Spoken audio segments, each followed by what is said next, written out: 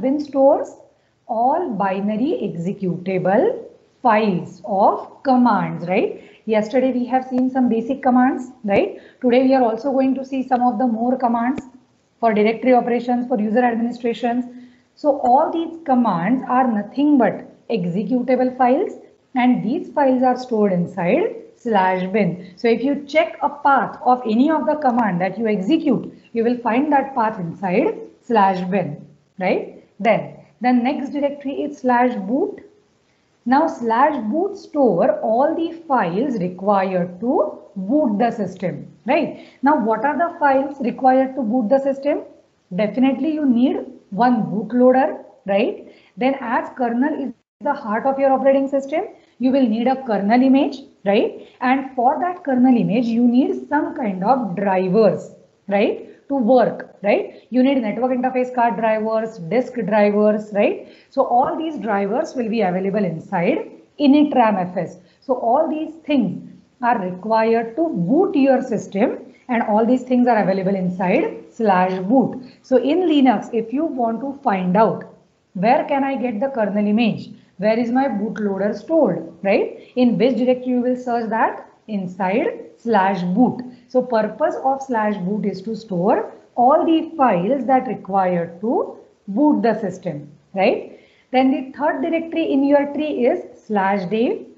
In /dev, all the files related to device or terminals are stored. Now yesterday we discussed what is terminal, right? So files related to those terminals, even if you have a single disk in a system, or you may have multiple disks in a system. So where you will search your hard drive or hard disk, the hard disk will be stored inside /dev directory, again in the form of file only, okay? Because everything is treated as file. So /dev directory is used to store all the device files, right? Then very important directory is a /etc directory, right? Same etc directory is there in your Windows also, right? And what is the purpose of this etc directory?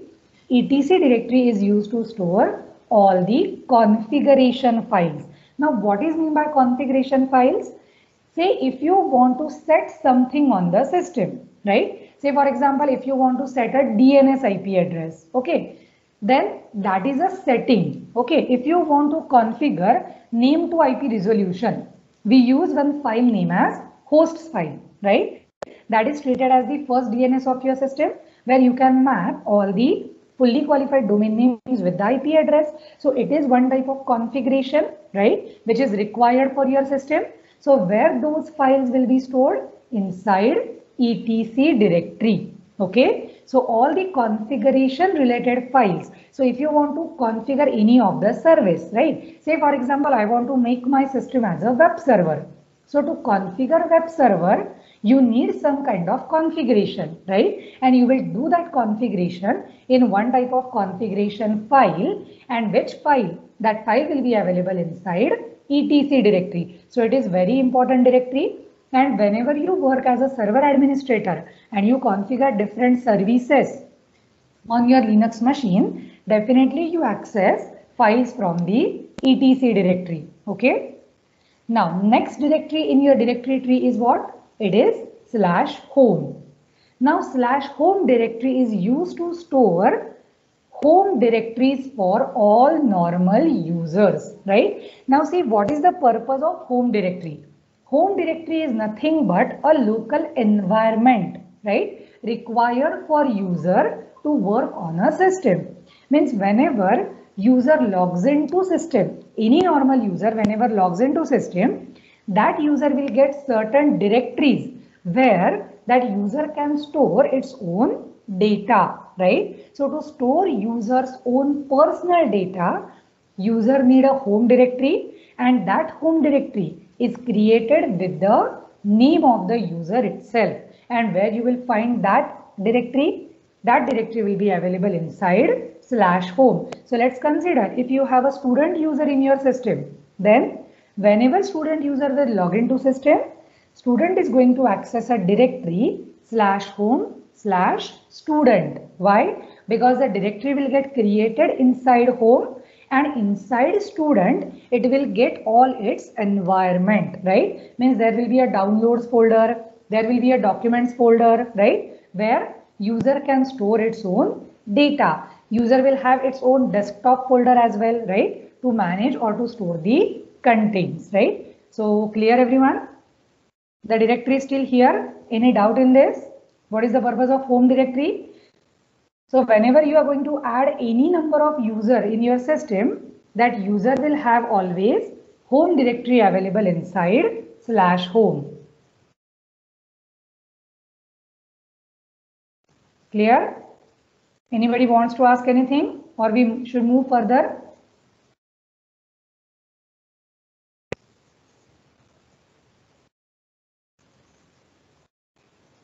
Okay. Now see, now next directories are what? /lib and /lib64. Both these directories are going to store all the library files. Okay. All the library files will get stored inside. My screen is visible, right? Yes, ma'am. Okay. Yeah. See, so all the library files required for your operating system are stored in the lib and lib64 directories. So there are 32-bit binaries and also there are 64-bit binaries. So to store these binaries, you have these two directories available in the system. Okay. Now, /media is one of the directory which was in use up to RHEL 6. Okay. But now this directory is not used in RHEL 7 or RHEL 8. But it is still there because file system hierarchy structure is not changed. It is adapted from RHEL 6. So media directory is by default there. But now this directory is not in use. Now what was the use of this media directory in RHEL 6? The directory was used to mount all removable devices.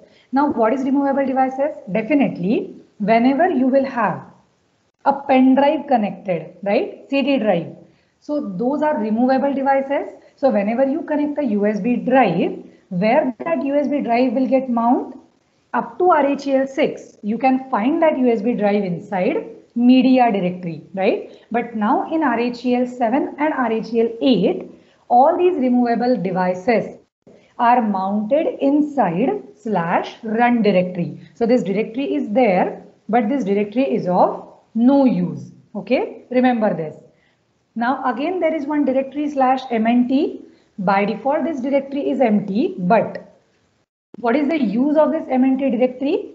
Mnt directory is used to create mount point for shared drives and partitions. Means if somebody shares any file or directory with you in a network, right? And in order to access that directory or file, first you need to mount it, right? You need to mount it locally on your system and then only you can able to access that, right? So where you can mount that? A location provided to you to mount these directories is nothing but /mnt. Now it is not mandatory to have all the mount points inside mnt, but it is just a recommendation. So if you check on your default system, mnt may be empty directory, but where you can create your own mount points for shared drives as well as for partitions, right? Then again, next directory in the file system hierarchy is /opt directory. Again, this directory is by default empty, but what is the use of this opt directory? This directory is used to store all the third-party application data. Means whenever you are going to install any third-party application, where you should install that inside opt directory, right? Again, by default that application will be installed inside a different directory. But if you want to specify a path where you want to install this particular application, what you can choose? You can choose /opt. So again, by default, this is empty. Okay. Then one of the important directory in your file system hierarchy is /proc directory, right? Now /proc stores all the process data, right? Whatever processes are currently running on your system, whether they will be in the foreground or background, they are running as a service, anything, right?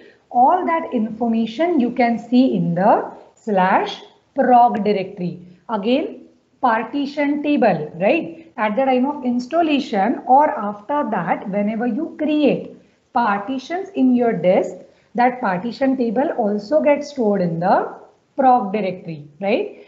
Simple. On CPU info, mem info are the files which will give you information about your CPU available, memory available, right? So this is one of the very important directory available inside /proc. But remember, proc only stores information of all running processes. So it is also known as virtual memory for your system or virtual file system, you can see, right? /proc. So important directory. Whenever you deal with process, you have to search or you have to go through this proc directory, right? Then /root.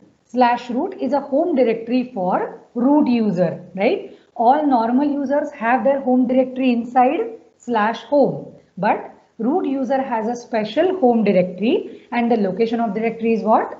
/root. So /root is the home directory for root user. Then /run, right? All runtime data of your system, right, will be stored inside /run, right? All running services, any removable device which is attached to your system get mounted inside /run, right? Even runtime logs, right? Whenever you perform anything or any activity happens on your system, definitely a log message gets generated, and that log messages also, if you want to see in a runtime, those runtime logs will be stored in the /run directory, right? So to store all running service data or a running system data, you can say, our system uses /run directory. Okay. Then there is one more directory /sbin. Again in /sbin, all binary executables, that is command files, are stored. But what is the difference between bin and sbin? In sbin, all the files or commands which are executable by root user are stored inside sbin, and all the commands which normal user as well as root user can execute are available inside /bin directory, right? So there are certain functions which only can be performed by root user. For example, if you want to add a student or user in a system, so any normal user does not have a privilege to add user, because user add is a command which we are going to use to create user account, but path of the user add command is from sbin, means only root user is able to use that user add command, right? So this is the difference between /bin and /sbin directory, right? Both directories will store binary executables, but from bin directory, all the commands will run by normal user as well as by root user, and from sbin, commands only executable by root user are stored. Okay. Then there is again one directory available in your tree, that is /srv. Now what is the purpose of this /srv directory? SRV directory is used to store any particular service data, right? Now take an example. If you are going to configure a web server on your system, right? Now on that web server, you are not going to host a single website, but you want to host multiple websites of multiple users, right? You have a web server in an internet, right, where you can host websites from multiple users. So for each and every user or a customer, you need to maintain a separate web server configuration, right? So in that case, what you can do, you can store a particular service data inside /srv by creating multiple directories, right? So that data will be separated from each other.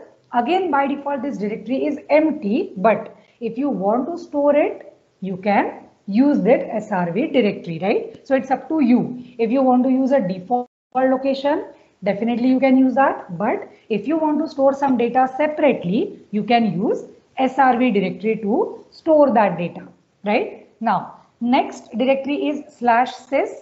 Now, /sys directory has all system related information. So if you want to check information about buses, hardware, right, you can check this /sys directory. It is going to store all the system related data. Now, /usr again is one of the important directory. Okay, primary hierarchy for your file system is /, but /usr can be said as secondary hierarchy because /usr directory stores all the shareable data. The data that can be shared with the users is available inside USR. So all by default, whenever you install any application, default path to install that application is again /usr. Again, with this, USR directory has all documentation files related to each and every command, each and every application, service, right? All the documentation files you will find inside /usr. Again, library and binary files are also available inside /usr also, right? Means if you check this diagram, then on these 4 directories, you can see arrow, right? Bin, lib, lib64 and sbin. These 4 directories has arrow. Now what this arrow indicates? This arrow indicates these are the shortcuts or symbolic links. So where these actual directories are present? These actual directories are present inside /usr. Okay. So there will be all configuration, documentation, binaries, libraries, everything will be inside /usr plus shareable data will be there inside /usr. Okay. Then /temp again to store temporary files required by system or any application. When you run, all the temporary files will be stored in the /temp directory. And /var directory is used to store variable data on your system. Means a data that may vary daily, weekly, right? A changeable data or a dynamic data. Now one of the example of this dynamic data is nothing but your log messages, correct? So see, log messages generated on the systems will be stored at 2 locations. Inside /run also, right? Because it is a runtime data, and to make those log messages persistent, but they are changing, means that is a variable data. Those log messages will get stored inside /var directory as well. Okay. So again, /var directory is used to store all the variable data. Is that clear? Now anybody has any doubt in this?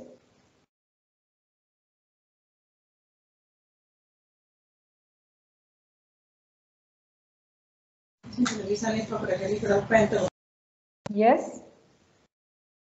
Understood. What is the function of different directories which is available inside /? Anybody wants to ask anything? Or anything is unclear? Clear? So now see, now let's move to the,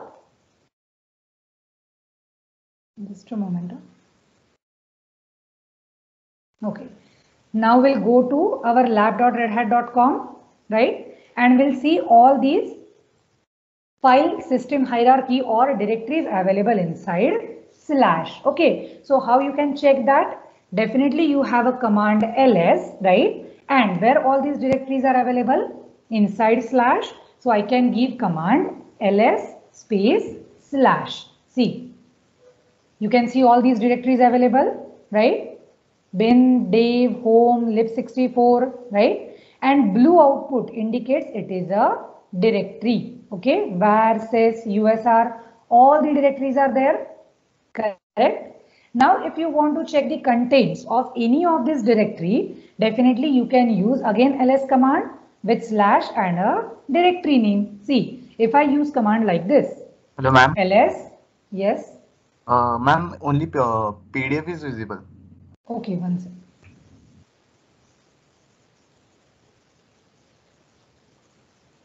Now, is it visible?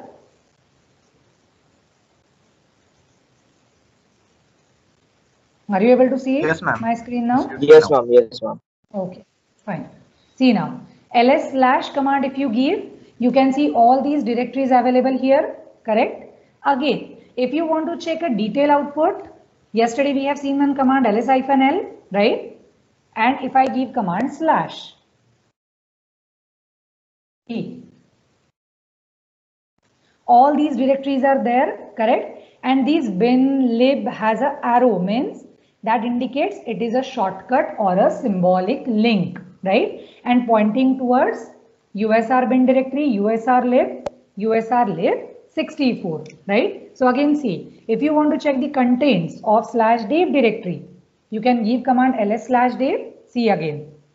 Can you see this CD-ROM, right? Then again DM0, DM1, these are the partitions.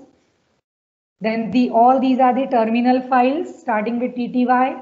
Then VDA, VDA1, VDA2 are the disk information, right? So all the device related information is there inside /dev directory, right? Similarly, if you give command ls/home, see, there are two user accounts available, Packer and RHEL. So you have two directories inside home directory. Now these two must be user accounts present inside your system, right? Similarly, if you give command /etc, then all these are the configuration files. Yesterday we have seen one configuration file, passwd, right, which stores the information related to users, correct? So where that file is located? Inside /etc directory. Clear? Just a moment. Huh?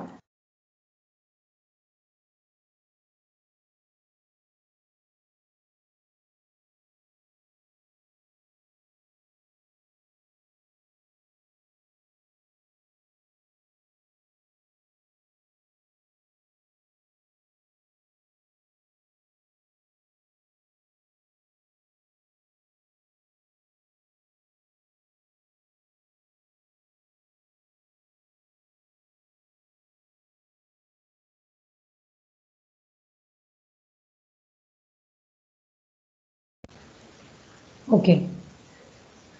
Now yesterday we have seen one file, that is etc passwd. So again passwd file is used to store all the user data or user information, correct? So it is one of the example of your configuration file, right? So this is the way you can check the contents of each and every directory. See, if I go to boot directory, see, you can see grub2. Now grub2 is a bootloader. There is a file for initramfs, right? Now VM Linux is your kernel file, right? So see, all the boot related information is there in the /boot directory. Clear everyone? And if I show you /mnt, see, nothing is there, means mnt is by default empty directory. So if you want to use, you can. Similarly, see, /srv is again a empty directory. But if I give command ls/proc, then see, all these are nothing but the process IDs, right? So all these are the running processes on your system right now. So all the process data is there in the proc directory. Here you can find one file known as CPU info, which will give you information about CPU, right? Then you have a file known as partitions, where you will get the information about all the partitions created on your disk, correct? Then there is a file known as meminfo, right? So this is what the contents of proc directory are. So all these are nothing but the running processes. If one of the process stops, directory will be removed from this proc. Is that clear? See, if you want to check that, I will show you. See, echo $bash PID. Now it is going to give you process ID of your current running shell, right? Now when you have opened the terminal to execute the command, correct? Means you are starting or running a one process with the process ID 8830. So see, the directory with the number 8830 is available inside proc. Why? Because currently I am running the shell or terminal here to execute the commands. Clear everyone? File system hierarchy. How to check the contents of all those file system or directories? Any doubt?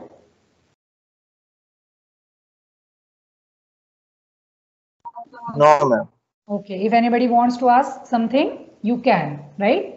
Now, if that is clear, let's move to the directory operations part. Okay, right? Let's move to the directory operations part. Now, as you know, right, how to check the file system or how to check the directories, then you can create a directory, you can navigate from one directory to other. So let's see directory operations, right? Now, whenever you want to create a directory or whenever you want to list or see the contents of directory, definitely you have to give the path, correct? See here. When I used command ls, definitely I have given a path, right? This is a path for which directory I want to show the content or I want to see the content. So this is nothing but a path. So path is very important thing while creating a directory or viewing the contents of the directory. Okay, so now remember there are two types of path used to create or list the contents of directory. First path is known as absolute path and the second path is known as relative path. Okay, now remember absolute path will always start with slash. So whenever you write any path for the directory that start with a slash, then it is a absolute path. Okay, so see here, if you want to create a directory test, right, inside slash tmp directory, and if you execute command like this mkdir slash tmp slash test, means you are writing a path with the slash, correct? So whenever you are writing a path with the slash, that is known as absolute path, path from the root directory. Then second is nothing but relative path. So relative path is nothing but what? A path related to current working directory, right? So if you are already inside temp directory and if you execute command mkdir test, then this path does not start with slash, but where this directory will get created? Inside your current working directory. So this path is known as relative path. See, I'll just give you one example. Now here if I give command pwd, okay. Now in which directory currently I am working in? Inside slash directory, correct? Now a command to create directory, it's simple command mkdir. Suppose I will give command like this, mkdir data, okay. Now tell me whether I am using relative path or absolute path. Which path is this? Absolute. It is Relative. relative, right? Why? Because this directory will be created inside slash root where currently I am in, correct? So see now, if I use command mkdir data, my data directory is created inside slash root, but I haven't given absolute path. But now see, if same command I will execute like this, slash root slash data1, then again the directory will be created inside home directory of root. But to create that directory inside root, what I have used? Now absolute path. Clear? Because now the path is starting with slash root. See now, if I give command ls here, I am going to see both the directories.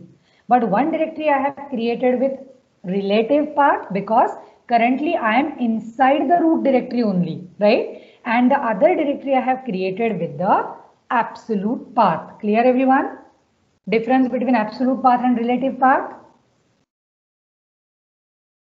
So Yes, whenever ma'am. you want to create a directory inside a current working directory, definitely you can prefer relative path.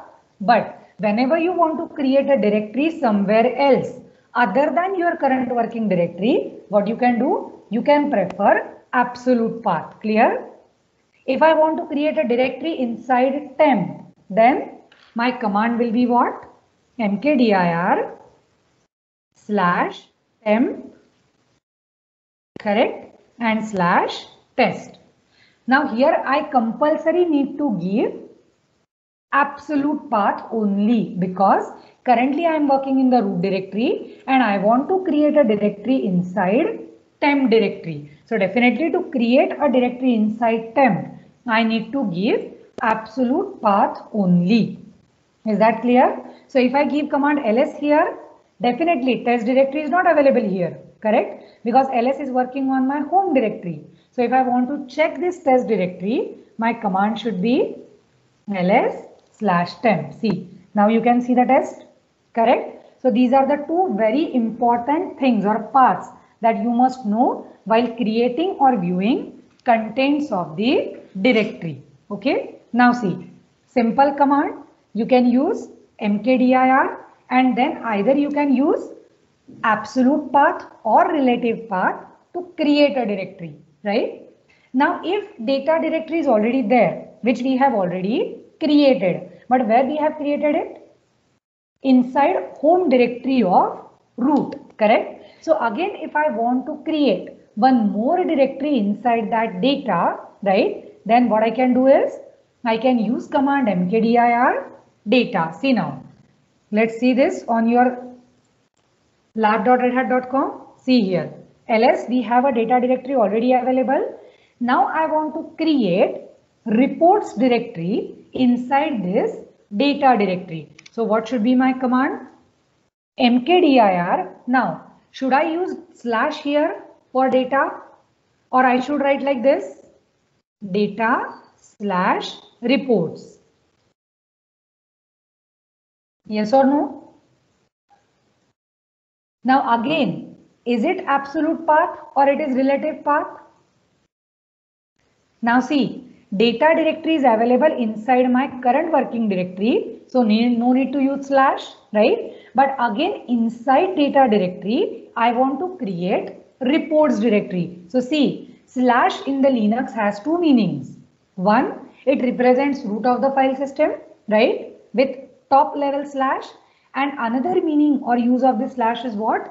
It is used as the directory separator, right? If you want to create reports directory inside data directory, you can use command like this, mkdir data/reports. Yes or no? Clear everyone? Yes, ma'am. Yes, ma'am. Now tell me, if you want to create these directory reports with the absolute path, okay, inside data1, how you can do that? Command will be mkdir, right? Now if you want to give absolute path, how you can give that absolute path? /root, say /data1, correct, and /reports. Is that clear?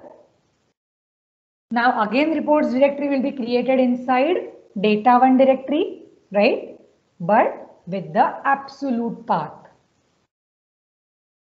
Clear everyone? How to create directory with the mkdir? Using Yes, ma'am. absolute and relative path. Okay. Now see, now what we have done right now, first we have created data directory, right? And then inside data directory, we have created reports directory, right? So here in this case, report will be a child directory and data will act as a parent directory, right? Because report directory is inside data. So definitely reports is a child directory and data is a parent directory, right? But we have created them one by one. First we have created parent and then we have created child, correct? But now if you want to create parent child directory in one command, right? Simultaneously, that is one directory inside the other directory, how you can do that? You can use command mkdir with one option -p. Remember now, yesterday we have seen this, right? We can use any command with the option. So you can use option -p and then you can give the name of the parent and child directories, right? So say, if I want to create a test directory and inside that I'm going to create test1 directory. So now this command is going to create both parent and child directories simultaneously. So if I give command ls here, definitely I can see only test directory, but test1 will not be visible because test1 is inside test. So if I want to check the contents of test directory, I can give command ls test, right? And you can see now test1 directory. Is that clear? Everyone? How to create parent and child directory in one command with the help of -p option? Yes, ma'am. Okay. Now, suppose if you want to create multiple directories in one command, right? Say for example, I want to create a directory with the names of months, January, February, March, like that. Okay. So if you want to create multiple directories in one command, you can use curly bracket, which is known as brace expansion. Say, if I create a directory with the name Jan, you can use comma, Feb, March, right? So now these three directories will be created in one command, and where those directories will be created? Again inside my home directory. See, three directories are there: Jan, Feb and March, correct? So this is curly brace expansion. Again, if you want to create directories like this, say day 1, day 2, day 3, day 4, like that, what you can do is you can use command mkdir day and then use curly bracket and 1.3. Then this command is going to create three directories with the name day 1, day 2, day 3. Is that clear? So it will make your work easy, right? You can create multiple directories in one command using curly brace expansion, right? Use curly bracket and give the directory name separated by comma, right? And similarly, if you want to create a directories with the numeric numbers, right? Sequential numeric numbers, definitely again you can use a curly bracket, right? And you can create multiple directories in one command. Is that clear, everyone? How this brace expansion works to create multiple directories simultaneously? Anybody has any doubt in this? No. Okay. Now see, you have a lot of directories available here, correct? Now if you want to move from one directory to other, correct? Suppose if you want to move into test1 directory which is available inside test, right? So to navigate from one directory to other, we are going to use command cd. Okay, cd means change directory, and then again you have to give a path, either absolute or relative, correct? So if I give command like this, cd test means now I want to navigate or move into test directory. Okay, so now if you give command pwd here, what is your current working directory? It is /root/test, correct? Again, give ls command here. There is a test1 directory, right? Again, if you want to move to test1 directory, what you can do? You can give command here cd test1. See now. Again, if you use command pwd to check current working directory, where you are right now, inside /root test1, right? So in one command from this home directory, if you navigate to test1 directory, your command can be what? cd test/test1. Yes or no? We have done it in two steps. First, we have navigated to test directory. After that, we have moved to test1 directory. In one command also, you can navigate to test1 directory with the help of cd command. So simple cd command is used to change directory or navigate from one directory to second directory, right? Now, cd command has certain options, right? Widely used options are these. With cd, you can use two dots or a single dash. Now let's see. What is the meaning of this? Now currently I am inside /root/test/test1. Now from here, if I want to move to home directory, that is /root directory, simply I can use cd command, right? So if you use only cd command, from anywhere you will be back into your home directory. Is that clear? What is the use of cd command? So see, if I am inside /emp/test, correct? Now if I give command pwd here, what is the path where I am current working directory? /temp/test. Again, if I use cd command here, I will navigate to my home directory. Is that clear? So cd is very useful command. From anywhere, if you want to navigate to your home directory, simply use cd. Is that clear? Now see, again if I go to cd test and test1, correct? So my current working directory is again root test test1. Now if you want to move one directory back, right? That is, if you want to move to test directory, you can use command like this, cd/root/test. Yes or no? Definitely you will be in the test directory, right? But instead of writing this command, you have a shortcut, right? Again, I am into test1, correct? And from here, if you want to go one directory back, that is inside test directory, simply you can use cd command with 2 dots. See now. Now where you moved? So these are the same things, right? Writing this path, absolute path /root/test and cd ... has the same meaning. Both the commands will navigate you one directory back, that is now you are into test directory. Is that clear? What is the function of cd ... Now again, Yes, if you want to navigate to your last working directory, what was your last working directory? It was test1, correct? From test1, by using this command, you came to this test directory. Now again, if you want to go back to the last working directory, simply you can use cd/c. Where again I am? I am into test1. Is that clear? Yes, ma'am. Right? Now see, again if I change my location to /temp/test, okay, see pwd, what is your current location? Temp test, right? Now if I give command cd, I am into my home directory, right? But again, if I want to navigate to my last working directory, what I can do? I can simply use cd- command. Is that clear? So it will be very easy for you to navigate from one directory to other with the help of these options, cd ... and cd-. Clear? How to use this cd command? Right?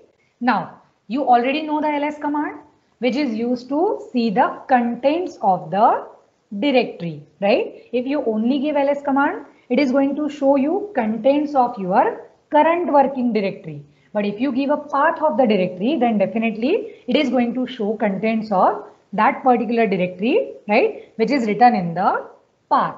Again, if you want to see the long listing or details, you can use command ls-l. So see, if I use command here, I will navigate to my home directory first, right? First command is simple ls, right? I can give or I can get information of all the directories available inside my home directory. Now if I use command ls-l, again the argument is what? My home directory, right? So see now, ls-l gives you lot of information, okay? Now just understand this first column, right? These are nothing but the permissions, set of permissions on this particular directory, right? Then this number indicates a link count, hard link count, okay? Then first root is a owner of the directory, right? Who have created it.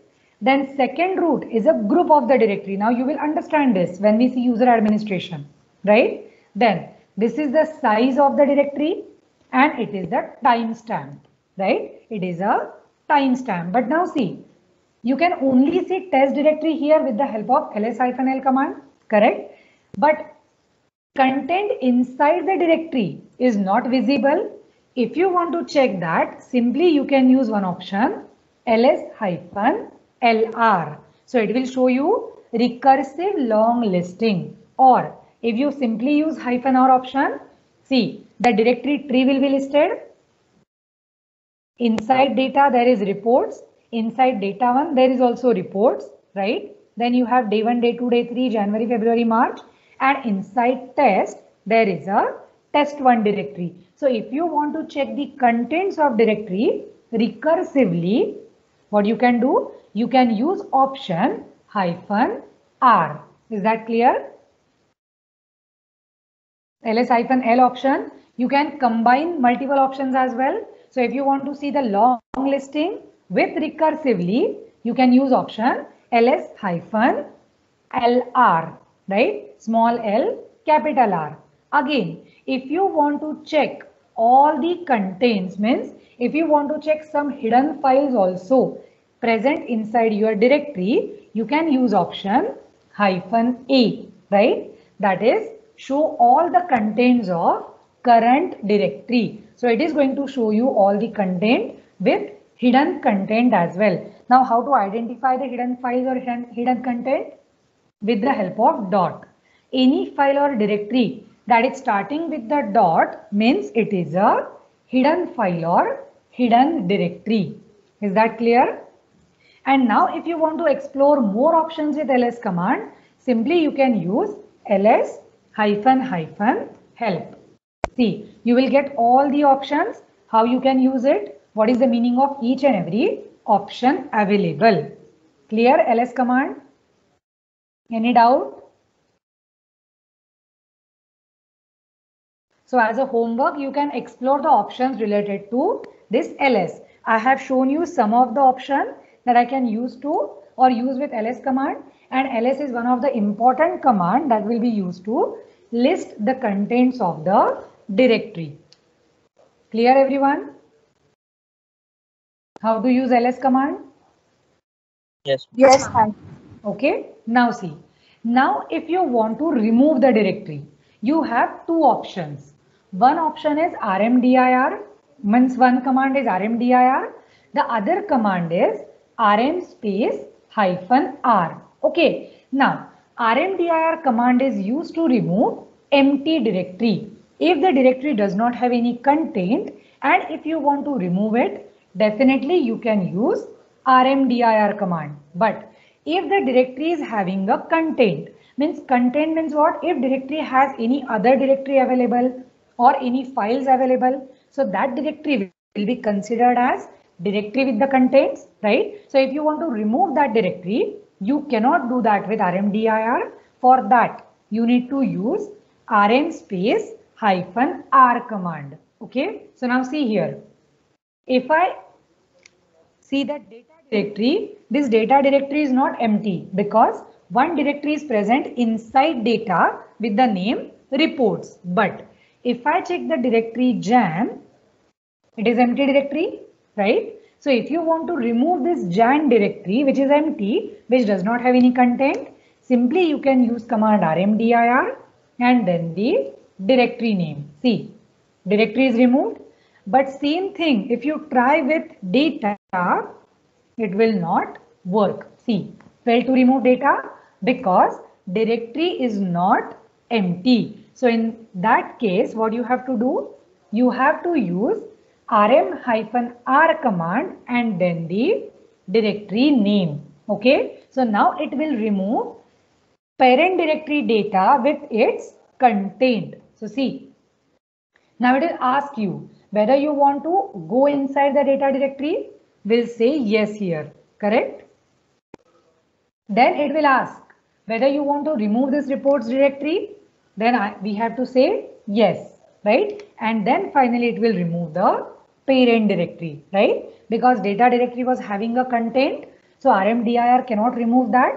We have to use rm-r command, right? Now, if you don't want to see these messages, okay, you can forcefully remove as well. Suppose if you want to remove a data1 directory, but without asking anything, I want to remove the directory with the content, you can add option F here. Okay, rm space -rf. So now it is not going to ask you whether you want to descend into directory, whether you want to remove this particular directory, right? It is going to remove all the contents of data1. Clear? How to remove the directory? Any doubt in this? Anyone? Clear directory operations on basic level? Yes. Okay, right. So if these operations are clear, let's see how we can create a file, correct? Now once as you know how to create a directory, now I will remove all the content.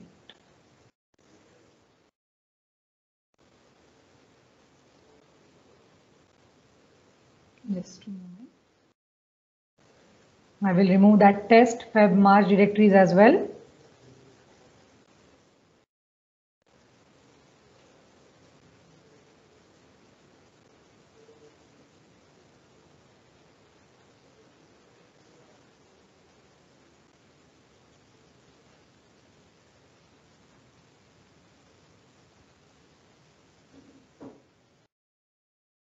Okay, now see.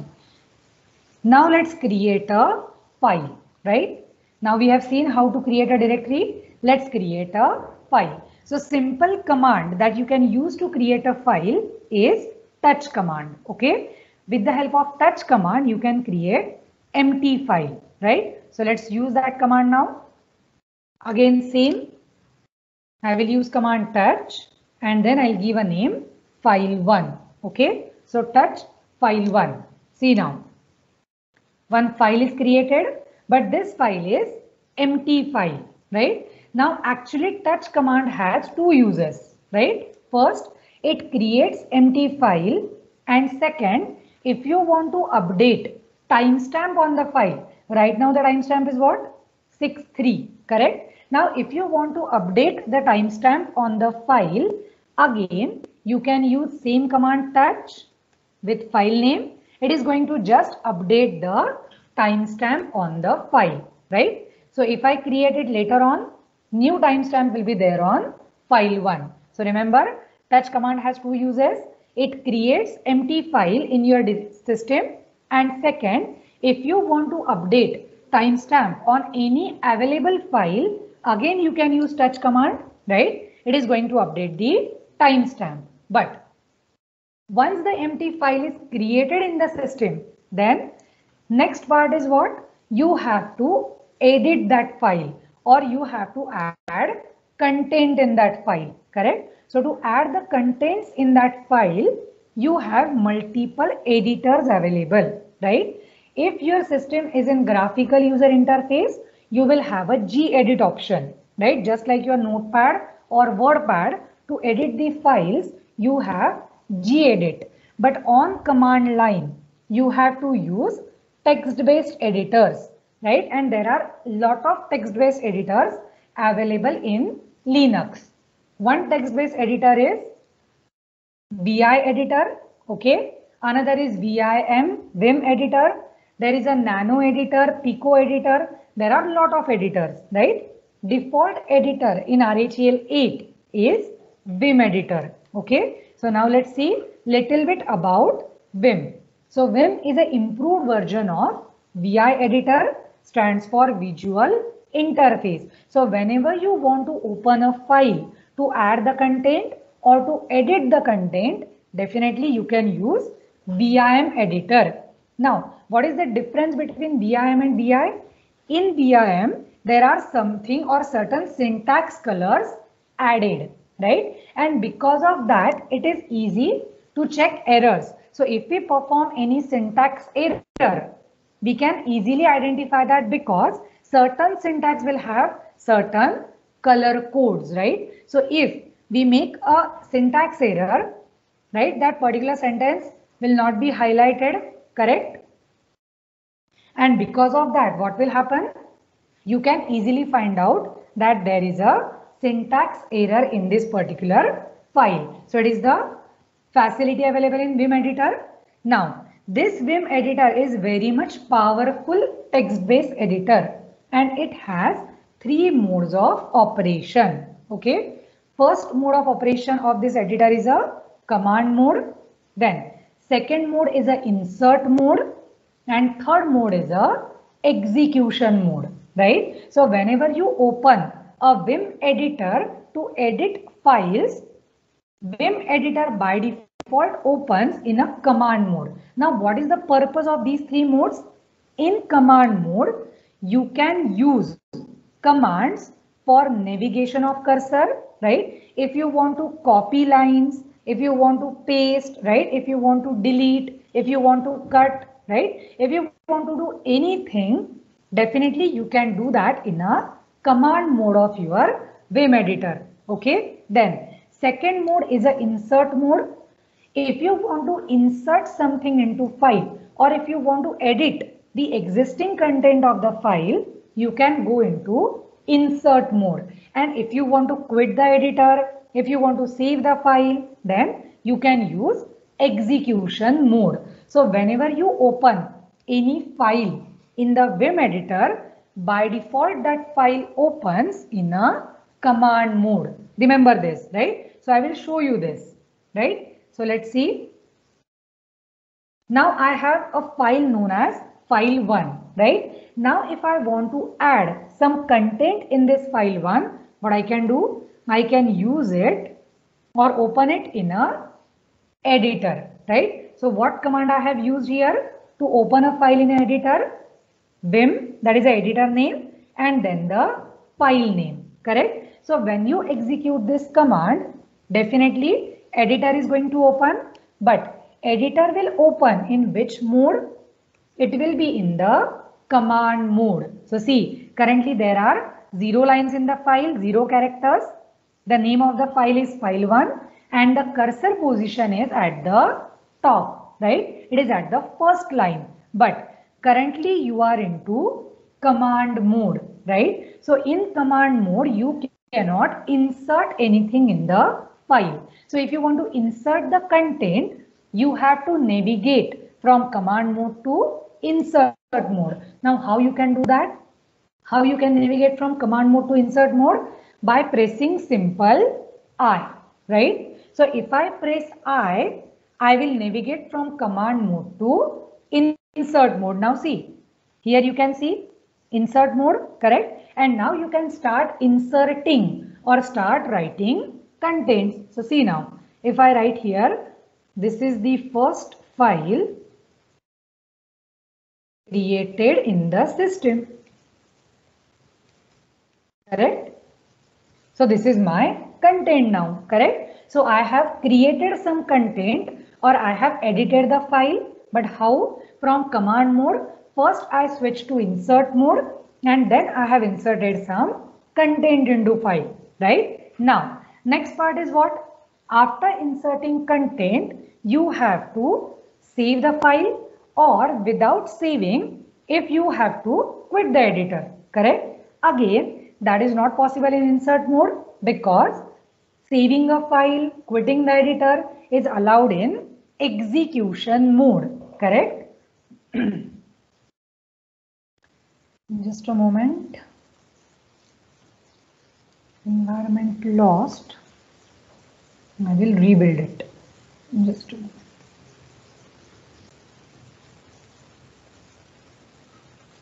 So from insert mode, you will navigate to execution mode to save the file or to quit the editor, correct? Just wait for environment to get ready.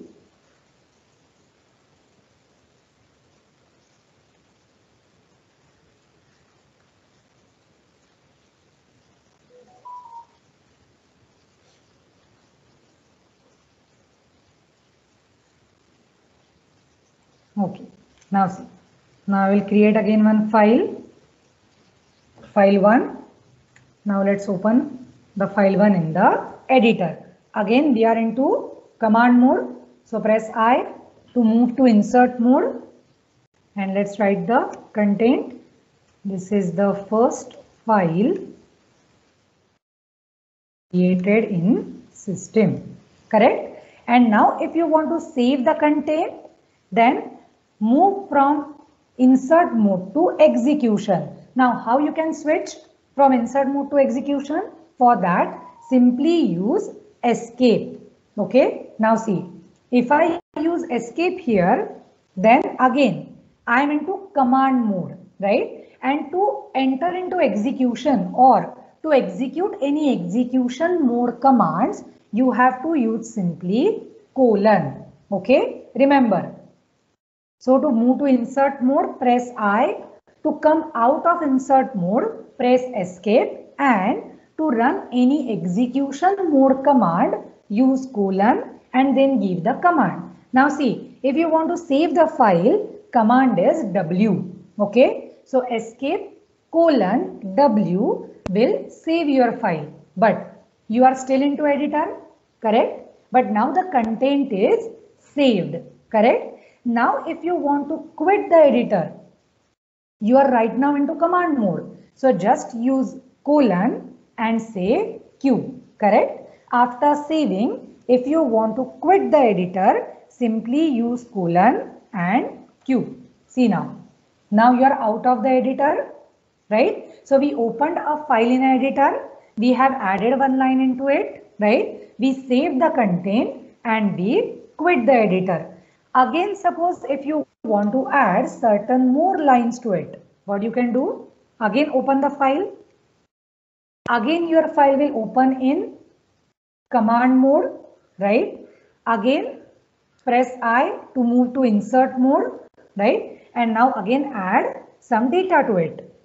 Say second line added, for example, correct? Now again, if you want to save the file, what you will do? Press escape so that you will be out of insert mode, correct? Then use colon and now you can use both the options simultaneously. That is, write the file, means save the content and quit the editor. So instead of using two different commands, I can use them simultaneously. So what I am doing? I am using command colon WQ, right? So see, the content is saved and we are out of the editor. Clear everyone? How to navigate from command mode to insert and from insert to execution. Any doubt? No. Understood? Okay. Now see, in command mode, you have certain options or commands for cursor movement, right? Now, actually, there are a lot of options. Remember, because Vim is very huge. Okay. So there are lot of options available in Vim editor. We are just going to see some of them on basic level, right? But Vim editor is actually a very huge and it has lot of options and it is a best editor, you can say, right, for command line or text based editor. So first option we have already used, small I, right? What small I does? It will start inserting before your current cursor position, right? Now capital I, that is shift I, will move your cursor to the beginning of the line. See now, if I open my file 1, see where my current cursor position is? It is at the last position of the second line. Yes or no? Now if you want to navigate your cursor at the beginning of this second line, what you can use? You can use capital I. See, if I use shift I, then my cursor position is shifted from at the end of the line to the beginning of the line. And now if I try to write something, see where I am writing? Before current cursor position, right? See, testing the editor. So now the content is added at the beginning, right, of the line with the help of Shift I option. Is that clear? Difference between I and Shift I? Yes, ma'am. Right? So both will start inserting before current cursor position, but if your cursor is at the end of the line, with the Shift I option, you can take it to the beginning of the line. Okay? Now see, the next option you can use is A, right? A will start inserting after current cursor position. Okay? Now see here, if I again press escape, right? If I press escape here, and now instead of I, if I write or press small a, right? See, where my current cursor position is? It is after S. So if I write here, right, I am writing after S, not before S. What I does? I starts inserting before current cursor position, but A starts inserting after current cursor position. Is that clear?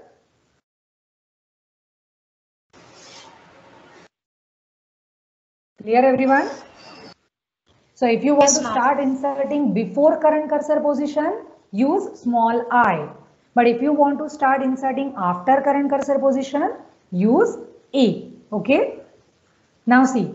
Now again I am into command mode. Now where my current cursor position is? It is at the beginning of the line. So now if I want to move my cursor to the end of the line, I can use Shift A option in command mode. See. Now my cursor is at the end, right? And I can start writing. Is that clear?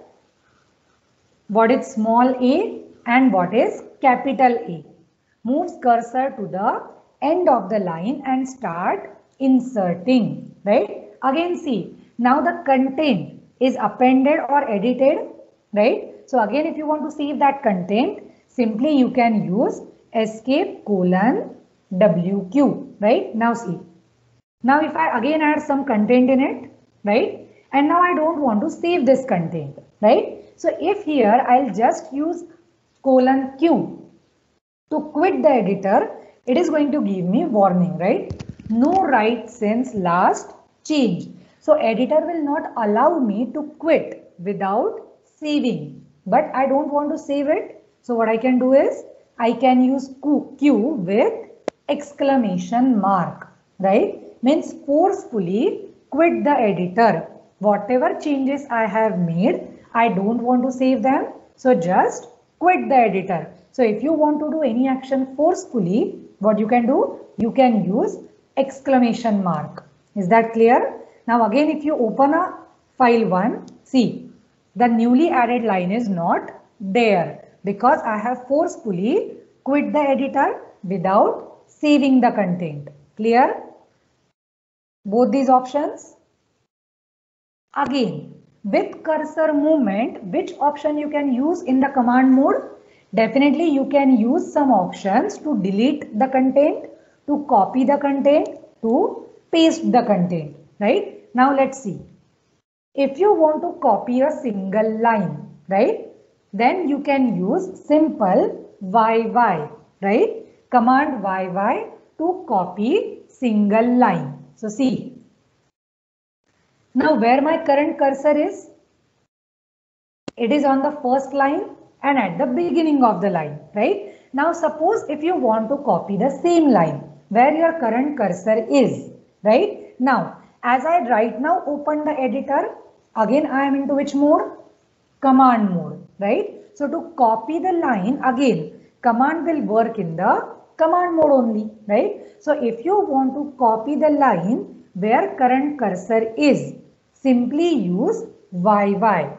Okay, if you press 2 times Y, that means the line gets copied. Okay, now let's take the cursor to the end of the line and to paste the copied line, simply use P. See, in the command mode only, if you simply use P, see what happened? the line which you were copying using YY command is pasted below current cursor position, right? My cursor was at the second, that is third line, and now the new line is added at the next line to second line, right? Because small p is used to paste the content below current cursor position, right? Again, if I use p, the same line will be pasted second time. Is that clear? How to copy the line? So simply take the cursor to the line which you want to copy. Simply press YY, right? Then again, wherever you want to paste, navigate your cursor there and use P command. See now, the second line is copied. Clear? How to copy and paste the line in the Vim editor? Yes, ma'am. Okay. Again, if you want to copy multiple lines simultaneously, suppose I want to copy these 3 lines, right? So you can use numeric number 3 and YY so that it will sequentially copy all the 3 lines, right, below current cursor position. So now see, if I use here 3 and YY, and then again, if I use P command, see, 3 lines are copied and pasted, right? So you can use N, that is number of lines that you want to copy, right? So just use that number, use YY, and then use P command to paste. Okay. Now again, same thing. If you want to paste above current cursor position, normal P paste the line below current cursor, correct? But if you want to paste it above current cursor, you can use capital P.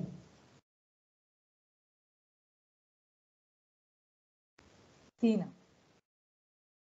The lines are pasted above current cursor position. Okay. So P and shift P you can use to paste the lines. Clear everyone? P, capital P for above current cursor, small p for below current cursor, right?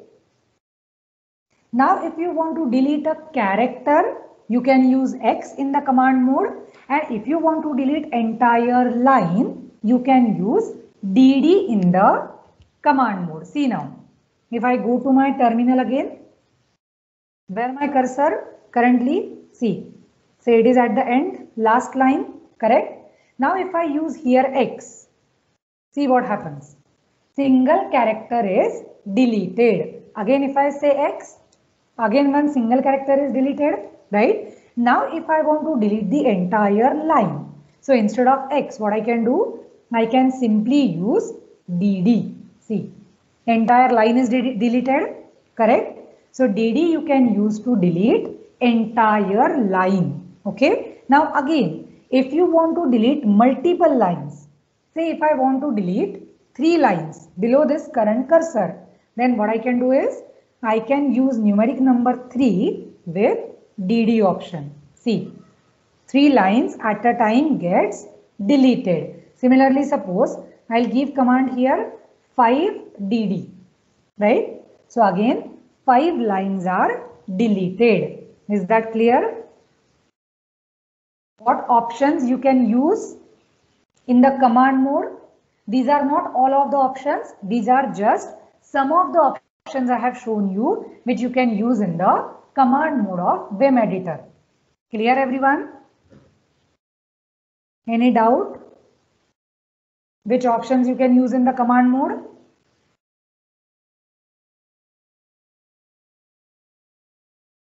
Anybody wants to ask anything here? Or can we discuss options with execution mode? Now already you know 2 options with execution mode. One is W, another is quit, right? W is to save the file, Q is to quit the editor, right? What are the more options available in that execution mode? Let's see that. If options in command mode is clear. Anybody wants to ask anything? Ma'am, like if we are like copying like NYY, so the number of lines are more than the actual one. So like, will it show some error?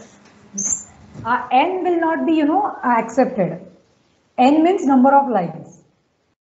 Means if you want to copy 5 lines, you have to use 5 there, right? So n indicates number of lines that you want to copy or number of lines that you want to delete.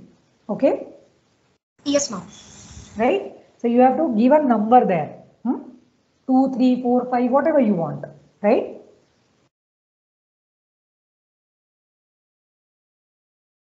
Now let's see options which we can use in the execution mode, right? Now to enter into execution mode, you know, in the command mode, you have to press colon, right? And after that, one option we have already used, W, to write. But after W, contents will be saved, but you will be in the editor itself, correct? Then WQ, your content will be saved and you will quit the editor, right? Again, if you want to do any action forcefully, you can use exclamation mark with that. WQ exclamation. Simple Q to quit the editor. Again Q exclamation, quit without saving forcefully, right? Now WQ and X will do same thing, right? Either you can write WQ or you can use X, okay? Both will work as same. There is a little bit difference, but you can find out that, right? What is the difference between WQ and X? But both are going to do the same action, right? If you write colon X, then also you will save the content and quit the editor. If you say WQ again, the same thing will happen. You will write the file and quit the editor, right? Now, if you want to save as the file with different name, say suppose I have a file 1 and if I want to save as it with file 2, what option I can use? In execution mode, I can use option colon W with file name. See now. This file already has a name file 1. Now if I want to save this file as file 2, I can use option colon W file 2. See now. The new name is file 2. Now let's quit the editor. Okay. Now give ls command here. See now.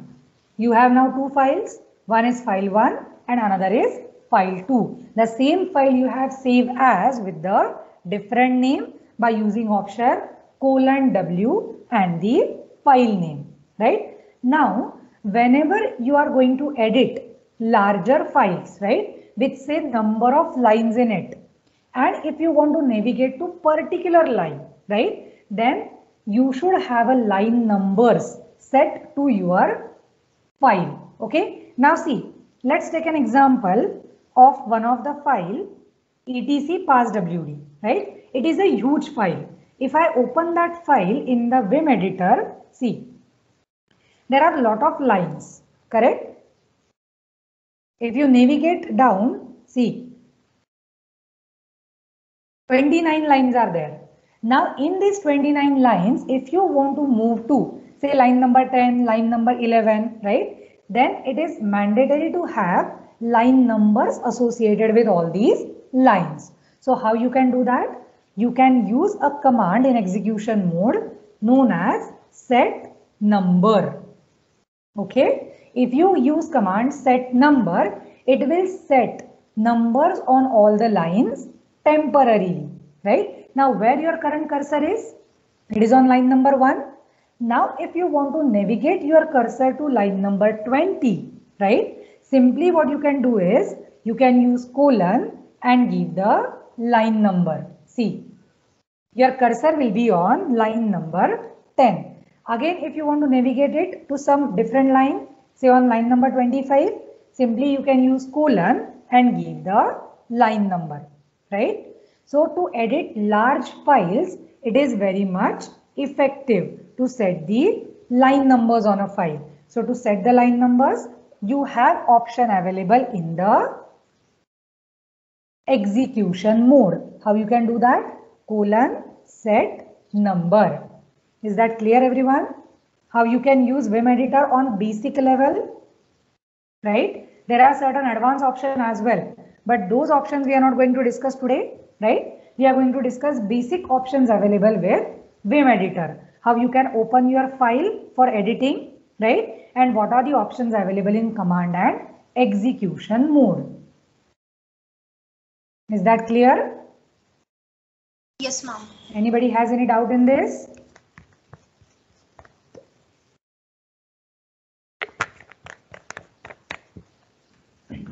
Okay, now let's see how to view the contents of file.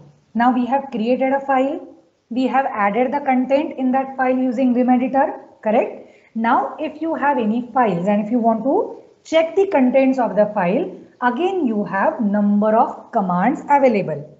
Okay, see, very first command to check the contents of the file is cat command, right? Cat command will show you contents of any file on the screen, right? But see, now I have a file 1 and file 2 available. Now without opening editor, if I want to check the contents of this file 1, simply what I can do, I can use cat command with the file name, that is cat file 1. See, the contents of the file are on your screen. Similarly, if I use command cat etc passwd. Now see, etc passwd is a huge file, correct? So contents are on your screen for etc passwd. See, clear? So this is the one command cat to check the contents of the file. Now another command is more, right? Now what is the drawback you can say of cat command? Cat command shows a snapshot of output, means entire file from line number 1 may not be visible on your screen if the file is huge, right? And then you have to scroll up or down your screen, right, to navigate your cursor or to check the beginning of the file, right, and to go to end of the file. Now if you want to see the file from the first line, then you have two options. Either you can use the more command or you can use the less command. See now, the same etc passwd file we will open with the more command. See, instead of cat, I can use command more with etc passwd.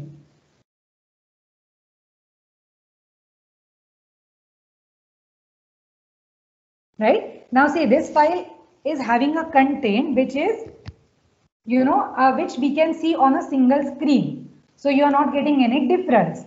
But let's open one file, say cat /etc/sudoers. Now see, again this file is a huge file, correct? But if you want to see it from the beginning of the line, then what you have to do? You have to scroll up, right? Because cat is giving me a snapshotted output. See, here my command was, and this is the first line of the file, right? So I need to scroll up to check from where my file begins, right? But same file, if you open with the more command, see the difference.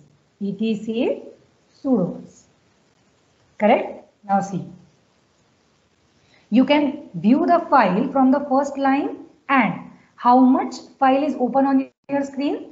24% of file is open, and simply you can use enter or space bar to move down or to scroll down. See, right? I can use space bar as well. Space bar will take me number of lines down. Enter one by one. See. And now as the file ends, I will get my shell prompt back. So this is the benefit of using more command. You can view the file from the beginning of the line with the percentage as well, right? How much percent file is open on a screen? It is also visible. Now the next command is again a less command. See, etc sudoers, right? It is one of the file. Now again see, again your file is visible from the beginning of the line or first line of the file. Again same thing, right? You can use enter or space bar, but only difference is once the file ends, you have to manually press Q, that is quit, so that you will get the prompt back. So this is only the difference between less and more. In more, after the file ends, you will get your prompt back where you can execute the command. but with less, you have to use Q command or Q keyword to quit the file so that you will get your shell prompt back. Is that clear? These three commands, cat, more and less. Cat will show the snapshot, only the output which is visible on your one screen is shown by cat, right? So to check the beginning of the file, you have to scroll up or scroll down, right? Or use less and more command. Now with these commands, again you have one command, head. Okay. Now head command is going to show you first 10 lines of any file. Okay. Head command will show you first 10 lines of the file. See, head /etc passwd. Now entire file will not be there on my screen, but I will get first 10 lines. Now if you want to see just first 5 lines of the file, simply you can use -n option with the command and specify the number of lines that you want to view. See, now only 5 lines are there on my screen, right? So if you want to check first few lines, first 10 lines of the file, use head. If you want to check first few number of lines, then use -n option with number of lines. Similarly, you can use tell command to check last 10 lines of the file.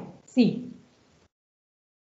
tell command will show you last 10 lines of the file. Again, if you want to just see last 5 lines, simply you can use -n option with number of lines, say 2. Now it will just show me last 2 lines of the file, right?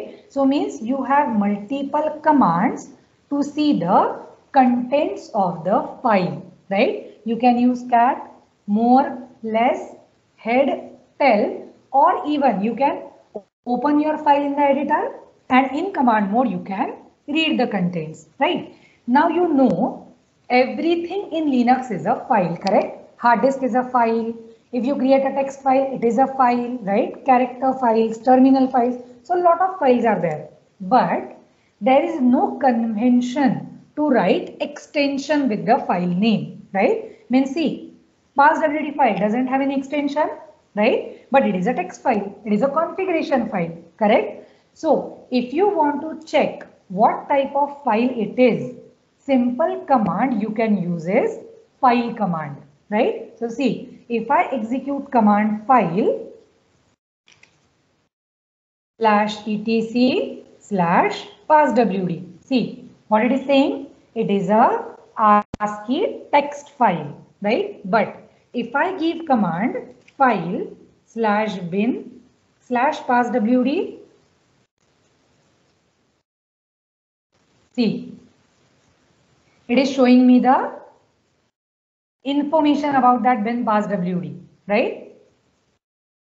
Then if I give command /dev or /etc, it will show me it is directory. See, /etc, it is a directory. So if you want to check a type of the file, similarly if I give command file /dev/bda, suppose, right? Now it is a disk. So disk files are nothing but your block special files, right? So VDA is nothing but a disk available in your system and it is a block special file. So if you want to check a type of the file, because we don't have extensions available with the file name or there is no convention to write these extensions, we can simply use command file to check type of the file in the Linux machine. Is that clear? Any doubt? How to check the contents of the file?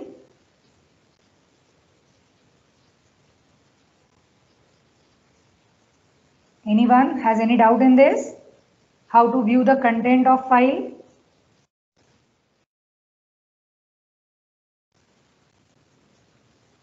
Now, if it is clear to you how you can create directory, how you can create file, how you can add content in it, and how you can navigate from one directory to other, and how you can see the contents of the file, then let's see how we can copy and paste files and directories and how we can cut and paste file and directories. Okay.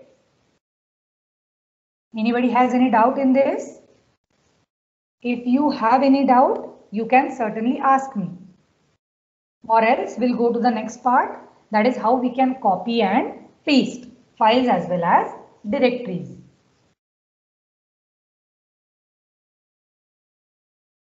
Can we move to copy paste? Yes, ma'am. Okay.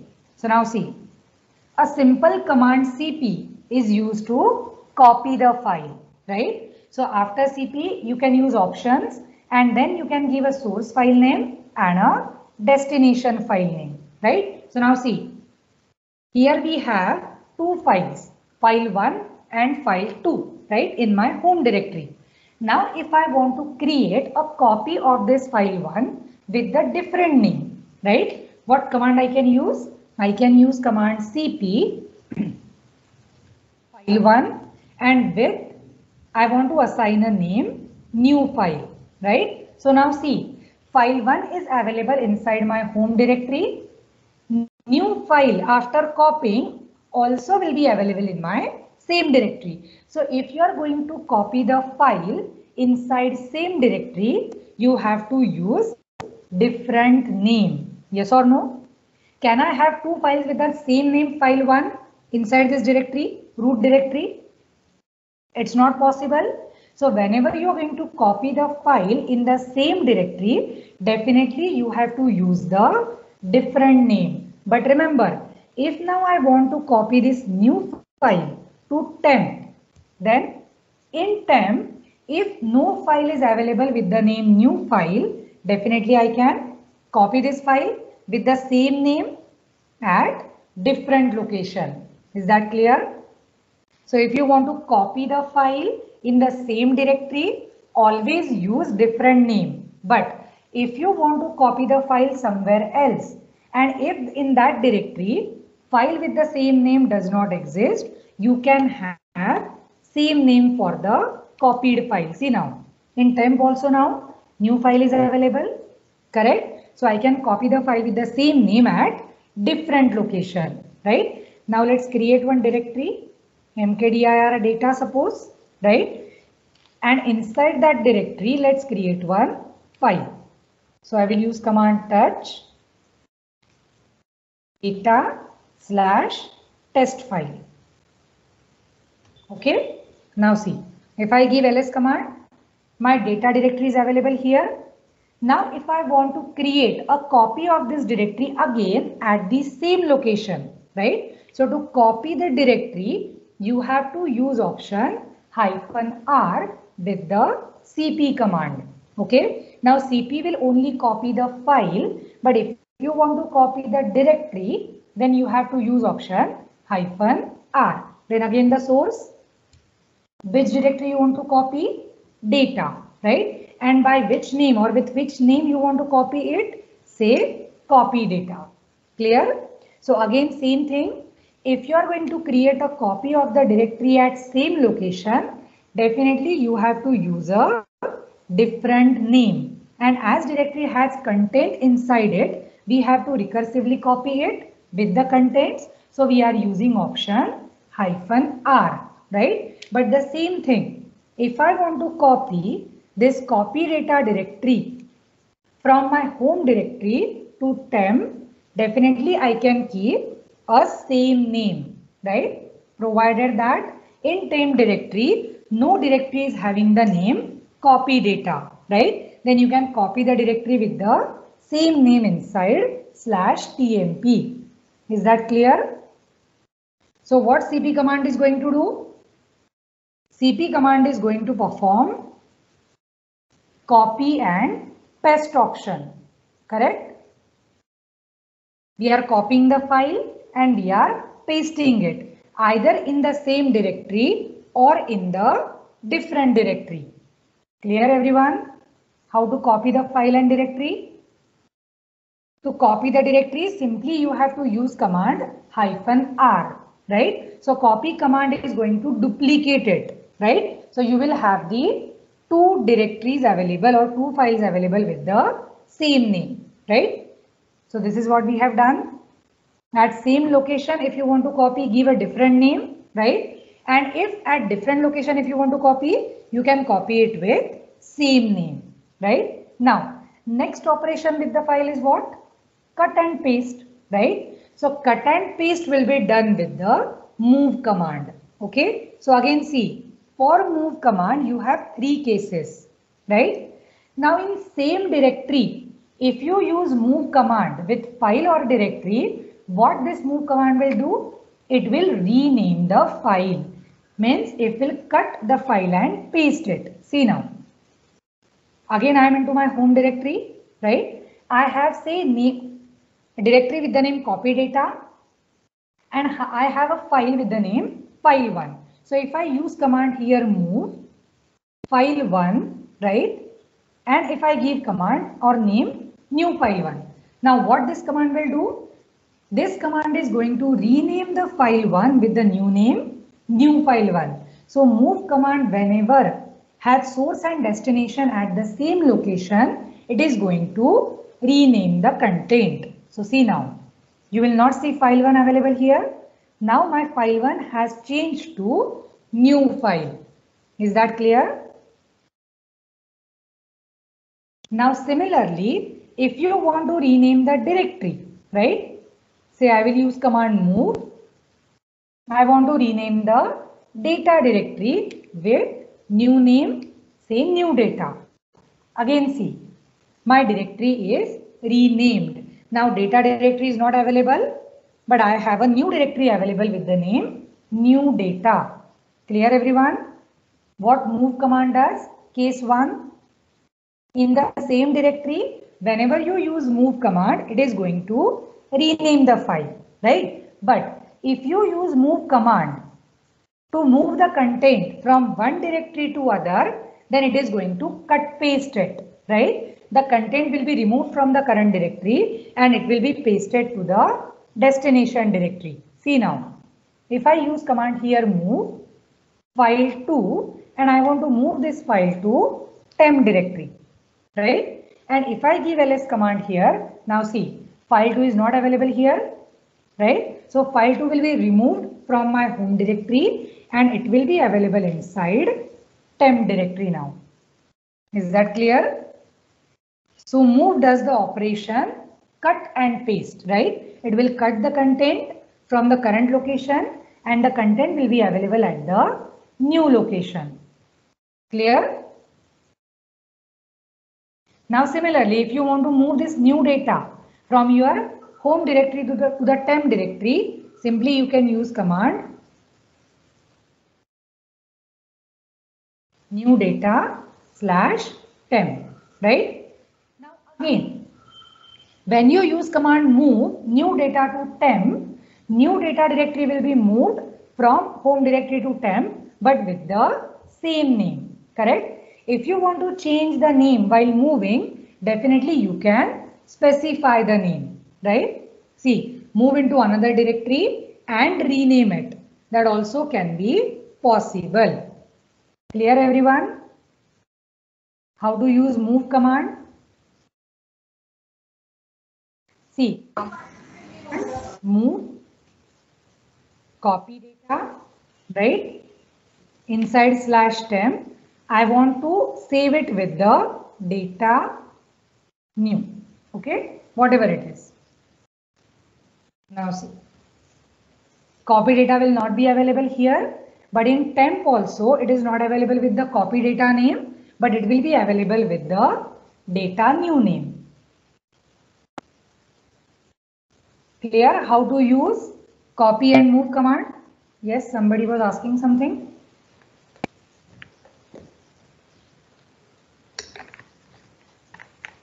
So if you want to copy and paste the content, use cp command. And if you want to cut and paste the content, use move command. Clear?